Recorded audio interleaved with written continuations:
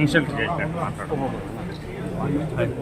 2 ఫోటోలు కొట్టుకున్నా నన్ను ఆ విధంగా అంటే ఇంతమందిలో నన్ను ఒక ఇన్షియల్ చేసినట్టు. ఫ్రెష్ అంటే చిన్నదైనా కదా.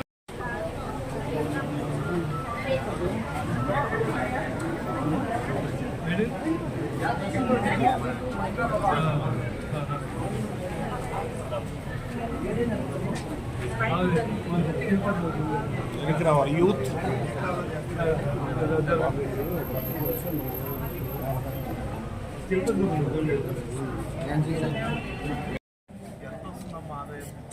ఆరోగ్యది కాకుండా వీటి మీద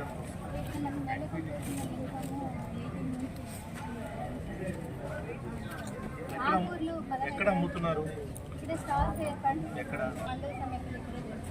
పిహెచ్సి దగ్గర పెట్టండి.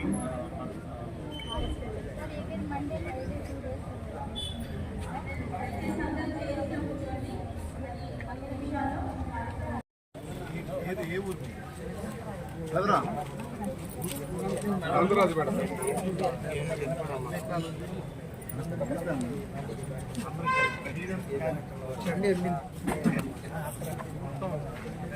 అంతా కూడా న్యాచురల్ ఫారెస్ట్ ఏం పండిస్తారు? అన్ని కూరగాయలు.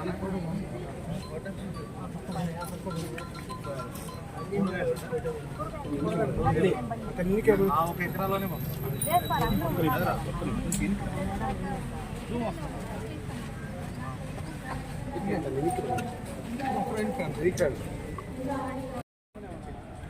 ఆ కిచెన్ వాళ్ళతో మీరు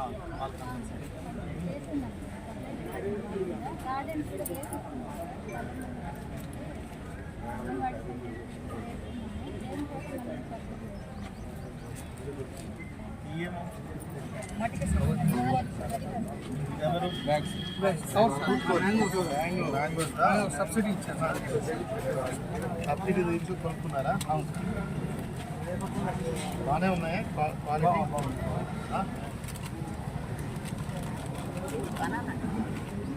మ్యాంగో 50% సబ్సిడీ పెట్టండి. ఫ్రూట్ కవర్ వాడితే చాలా ప్రైస్, మంచి ప్రైస్ వస్తుంది. దానికి కూడా చాలా మందికి ఈసారి ఎట్టుంది మ్యాంగో కట్ట? పూత ఎంతవరకు? పూత వచ్చింది సార్. పూత బంక ట్రిప్స్ వల్ల ఆ బంక పోయే ఎన్ని మంది రోడ్ సెట్టింగ్ తక్కువే సార్. బంక పర్సెంట్ ఇదా ఏంటంటే ఎక్కువ ఉన్నా కూడా గత ఏడాది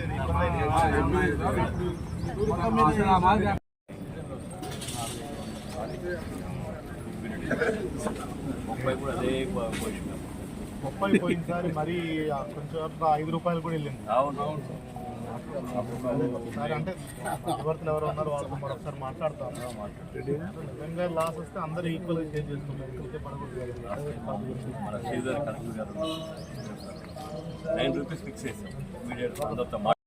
వేదిక మీద ఉన్న పెద్దలకి, ముఖ్యంగా మన తిరుపతి జిల్లా కలెక్టర్ గారికి ముఖ్యంగా కృతజ్ఞతలు తెలియజేసుకుంటున్నా. ఈ సందర్భంగా ఇక్కడికి వచ్చిన రైతులందరికీ నమస్కారాలు తెలియజేసుకుంటూ, ముఖ్యంగా మన ప్రియతమ నాయకుడు మన ముఖ్యమంత్రి చంద్రబాబు నాయుడు గారు ఈ సందర్భంగా ఆయన కృతజ్ఞతలు తెలియజేయాలి. ఎందుకంటే తిరుపతి జిల్లాలో రైల్వే కోడూరు కలిపినందుకు జీవితంలో రైల్వే కోడూరు ప్రజలు మన ముఖ్యమంత్రి గారిని మర్చిపోరు సార్. ఎందుకంటే ఎంత ఉపయోగం ఉందంటే రైల్వే కోడూరు తిరుపతి జిల్లాలో చేర్చినందుకు ఒక ఇండస్ట్రీస్ కానీ, ఒక యూనివర్సిటీస్ కానీ, ఒక కాలేజీలు కానీ, ఒక ఓడరేవులు కానీ, ఒక ఎయిర్పోర్ట్ కానీ, ఒక అన్నిటికంటే మించి తిరుమల వెంకటేశ్వర స్వామి పాదాల చెంతకు మన ప్రియతమ ముఖ్యమంత్రి నారా చంద్రబాబు నాయుడు గారు రైల్వే కోడూరు చేర్చినందుకు మరొక్కసారి ఆయనకు కృతజ్ఞతలు తెలియజేసుకుంటున్నా. ఈ సందర్భంగా అంతకు మించి ఈరోజు మన తిరుపతి జిల్లాకు మన కలెక్టర్గా వెంకటేశ్వర సార్ రావడం ఉండడం అనేది చాలా మా రైల్వే కోడూరుకి చాలా చాలా చాలా మంచి జరుగుతుందని ఈ సందర్భంగా తెలియజేసుకుంటున్నా. ఎందుకంటే సార్ 2 సార్లు కలవడం జరిగింది. ఏది కూడా పాజిటివ్ ఆలోచన చేస్తారు సారు. 10 మందికి ఉపయోగపడే విధంగా ఏదైనా చేయాలనేది ఆయన మాటల్లో నాకు కనిపించింది. తప్పకుండా రైల్వే కోడూరుని అన్ని నియోజకవర్గాల కంటే సార్ 20 సంవత్సరాల నుంచి మా నియోజకవర్గం అభివృద్ధికి నోచుకోలేదు సార్. దయచేసి మీ ఆశీర్వాదంతో రైల్వే కోడూరుని అభివృద్ధి చేసుకోవాలని చేసుకుంటామని మా ప్రజలందరికీ చెప్పినాను సార్. ఆ నమ్మకం మాకుంది. దయచేసి ఏదైనా కూడా మీరు హెల్ప్ చేయాల్సిందిగా, మీ ఆశీర్వాదం కావాల్సిందిగా మనస్ఫూర్తిగా కోరుకుంటూ, ఈ సందర్భంగా రైతులకు ఎన్డీఏ గవర్నమెంట్ చేస్తున్న మేలు జీవితంలో మర్చిపోలేము. ఏ కార్యక్రమం ఉన్నా మనము గవర్నమెంట్ ద్వారా చేసుకున్నాము. మన కలెక్టర్ గారు ఉన్నారు కాబట్టి అందరికీ మరొకసారి కృతజ్ఞతలు తెలియజేసుకుంటూ సెలవు తీసుకుంటున్నాను. నమస్తే. నాగరాజ్ గారికి, state green and beautification chairman Shri Ramesh గారికి, శ్రీధర్ గారికి, తాతంశెట్టి నాగేంద్ర గారికి, అదేవిధంగా అధికారులకి, మరియు ముఖ్యంగా ఇక్కడికి వచ్చేసినటువంటి రైల్వే కోడూరు నియోజకవర్గ ప్రజలందరికీ కూడా నమస్కారం. మనందరికీ తెలిసిందే, గౌరవ ముఖ్యమంత్రి గారు రైతుల అభివృద్ధి కొరకు, వారి సంక్షేమం కోసం ప్రతి సంవత్సరం కేంద్ర రాష్ట్ర ప్రభుత్వాల నిధులతో సుమారుగా 20,000 రూపాయలని 3 విడతల్లో విడుదల చేసే విధంగా సూపర్ 6 లో భాగంగా కార్యక్రమాన్ని రూపొందించారు. దాంట్లో భాగంగానే ఇదివరకే 14,000, మొదటిగా 7,000, మరొకసారి 7,000 లెక్కన 14,000 రూపాయలు ఇదివరకే అన్నదాత సుఖీభవ కార్యక్రమంలో భాగంగా 2 విడతల్లో రైతు సోదరులందరికీ కూడా కేంద్ర రాష్ట్ర ప్రభుత్వాలు నిధులు విడుదల చేయడం జరిగింది. ఈ రోజు కూడా మిగతా 6,000 రూపాయలు ఈ రోజు విడుదల చేశారు. ఆల్రెడీ ఇందాక కూడా ఒక రైతు భూమిలోకి నేను పోయినప్పుడు ఆయన కూడా మెసేజ్ చూపించాడు. ఆయన అకౌంట్ కి వచ్చినటువంటి డబ్బులు కూడా ఖాతాలో పడిన మెసేజ్ కూడా వచ్చింది. మిగతా వాళ్ళందరికీ కూడా ఈ రోజు రాత్రి కల్లా ఆయా బ్యాంకుల నుంచి వచ్చినామంటే ఖచ్చితంగా రాత్రి కల్లా కూడా మీ అకౌంట్ లో పడే విధంగా కూడా రాష్ట్ర ప్రభుత్వం చర్యలు చేపట్టింది. ఈ రోజు మీ అందరూ రైతు సోదరులందరూ కూడా ఆలోచించాల్సింది ఏంటంటే, మీ సంక్షేమం కోసం కేవలం అన్నదాత సుఖీభవ అనేది ఒక పెద్ద కార్యక్రమం. అది కాకుండా ఇంకా ఎన్నో కార్యక్రమాలు మనం రాష్ట్ర ప్రభుత్వం చేపడుతుంది. ఈ రోజు మన నియోజకవర్గంలో సుమారుగా 80,000 ఎకరాలకు పైగా హార్టికల్చర్ ఉంది. ఏ నియోజకవర్గంలో లేనంత విధంగా మొత్తం కూడా హార్టికల్చర్ ఒకే నియోజకవర్గంలో ఉందంటే అది రైల్వే కోడూరు నియోజకవర్గం చెప్పాలి. ఎటు చూసినా చల్లగా, చక్కగా, పచ్చగా ఉంటుంది, హాయిగా ఉంటుంది ఇక్కడ. సో దీన్ని మనం ఎట్లా అభివృద్ధి చేయాలి, రైతులకు ఎట్లా ఆదాయం పెంచాలి దాని మీద ప్రత్యేక శ్రద్ధ రాష్ట్ర ప్రభుత్వం చేపట్టింది. ముఖ్యంగా ఇక్కడ మామిడి, పపాయ, అరటి, అదేవిధంగా తమలపాకు ఉంది, అదేవిధంగా మెలన్స్, ఈ మధ్య కర్బూజా గాని ఇవన్నీ కూడా బాగా ఎక్కువగా పండిస్తున్నారు.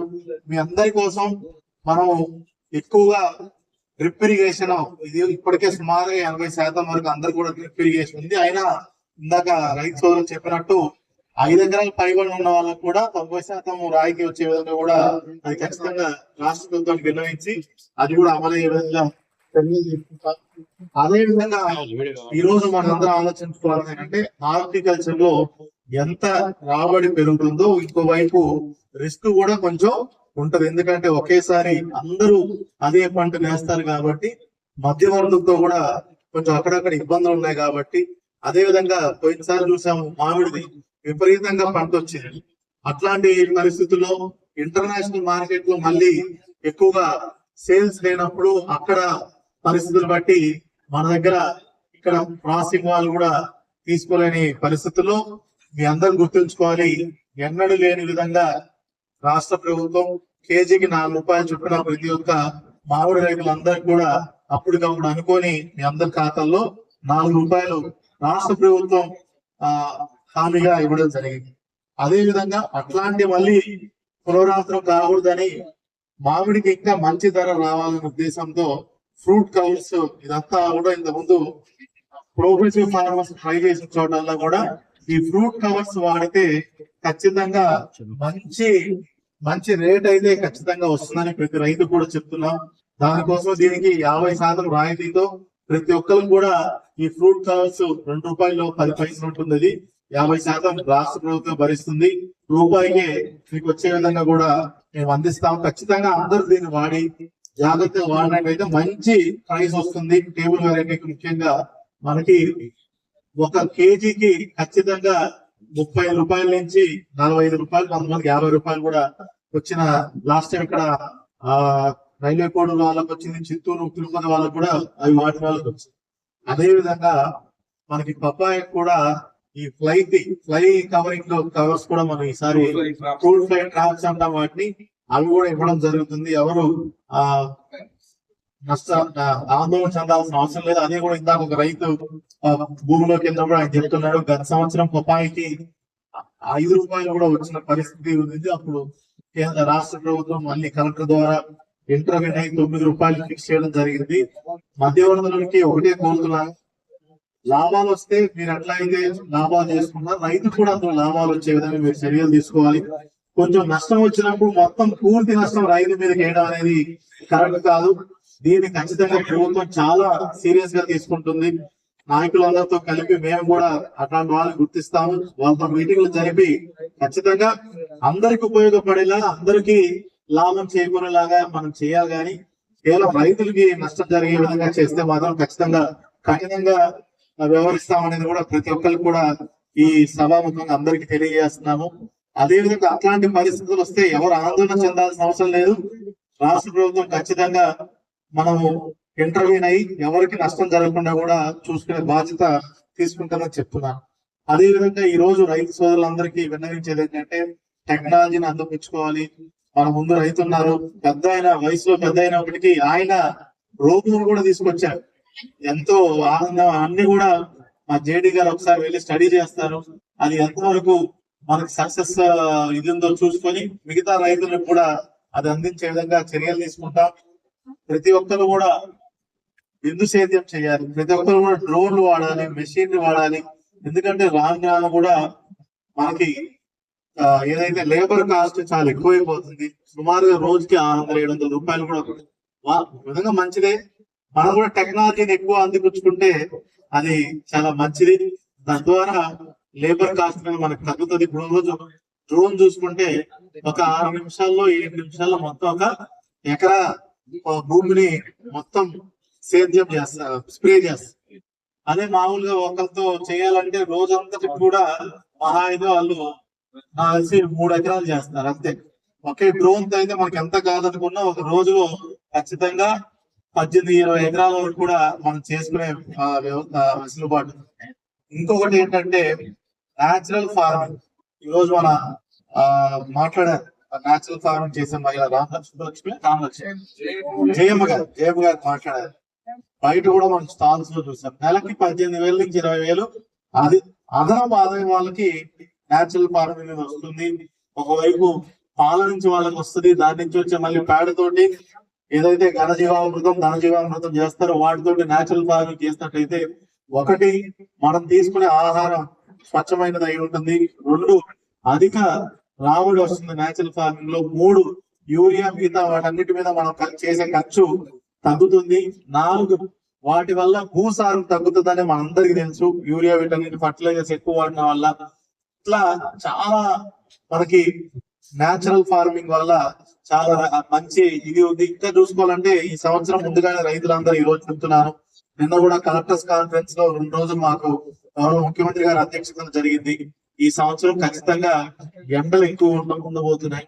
అదే విధంగా వర్షపాతం కూడా గత 2 సంవత్సరాల కంటే ఖచ్చితంగా కూడా వర్షపాతం కొంచెం తక్కువగా నమోదయ్యే అవకాశం ఉంది. అందుకే న్యాచురల్ ఫార్మింగ్ చేసుకున్నట్టయితే తక్కువ నీళ్ళతోనే మనకి మంచి రాబడి వచ్చే అవకాశం ఉంది.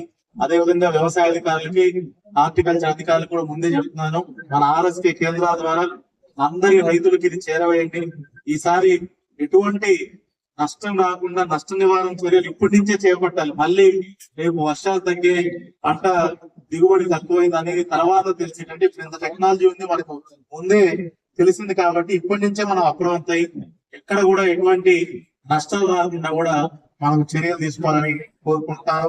అదే విధంగా ఇన్ని కార్యక్రమాలు మనం చూసుకున్నట్టయితే ఈ రోజు రాష్ట్ర ప్రభుత్వం అన్నిటికీ కూడా రైతులందరికీ కూడా అన్ని రకాలుగా ఆదుకోవాలని ప్రతి అనునిత్యం మీకోసమే ఆలోచిస్తుంది. అదంతా కూడా మనం గుర్తుపెట్టుకొని అదే విధంగా మీకు ఇంకా ఉన్నటువంటి సమస్యలు చెప్పారు. మన నియోజకవర్గంలో ఏదైతే మార్కెట్ యార్డ్ లో కావాల్సినటువంటి ఇన్ఫ్రాస్ట్రక్చర్ ఖచ్చితంగా నేను ప్రొవైడ్ చేస్తానమ్మా. అదే విధంగా ఫ్రూట్ కవర్లు ఇస్తాము, ఫ్రూట్ ఫ్లై ట్రాప్స్ ఇస్తాము. అదే విధంగా క్రాప్ ఇన్సూరెన్స్ గురించి మాట్లాడారు, అది కూడా చేపించడం జరుగుతుంది. అదే విధంగా రోడ్స్ అడిషనల్ గా కావాలన్నా అవన్నీ కూడా ఖచ్చితంగా ఇస్తాం. ఒక మంచి హార్టికల్చర్ హబ్గా రాష్ట్రంలోనే కాదు దేశంలో మంచి హార్టికల్చర్ హబ్గా రైల్వే ఖచ్చితంగా తీర్చిదిద్దామని నాయకులందరి సపోర్ట్ తో, రైతులందరి సపోర్ట్ తో ఖచ్చితంగా అధికార యంత్రాంగం కూడా మీకోసం పనిచేస్తుందని మరొకసారి సెలవు తీసుకుంటూ జై కిసాన్, జై జవాన్.